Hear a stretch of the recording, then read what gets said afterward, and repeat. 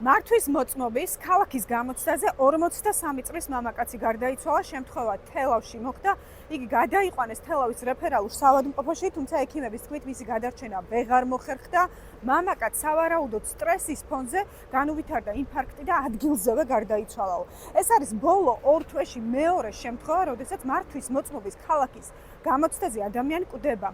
1 თვის წინ მაისში ქუთაისში მოხდა ანალოგიური შემთხვევა, გამოცდაზე 57 წლის მამაკაცი გარდაიცვალა და ექიმები ამბობენ, რომ სავარაუდოდ იქაც გული გაჩერდა სტრესის ფონზეო.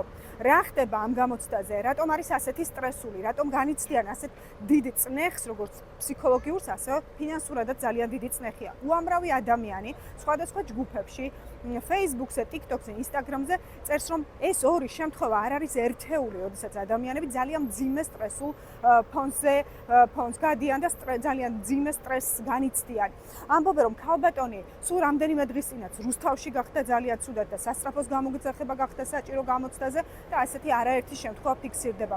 რას ფიქრობთ თქვენ? რამდენად აუცილებელია, რომ გამოცდა ასეთი 3 სხვადასხვა სეგმენტისგან შედგებოდეს და არის თუ არა საკმარისი მაგალითად, როგორც ამას არაერთი ადამიანი მოითხოვს, რომ მოხდეს ჩაბარება თეორიული გამოცდის, შემდეგ მოედნის გამოცდის და საერთოდ გაუქმდეს ქალაქში გამოცდა, რომელიც ძალიან დიდ სტრესულ და ფინანსურ წნეხთანაც არის დაკავშირებული და ბევრი ძალიან გაუგონარი და უცნაური რამ ხდება, როგორც აღმოჩნდა ამ გამოცდაზე. გამოიწერეთ ჩვენი გვერდი, გამოთქვით თქვენი აზრი, გაგვიზიარეთ თქვენი შთაბეჭდილება, თქვენი გამოცდილება და იაქტიურეთ.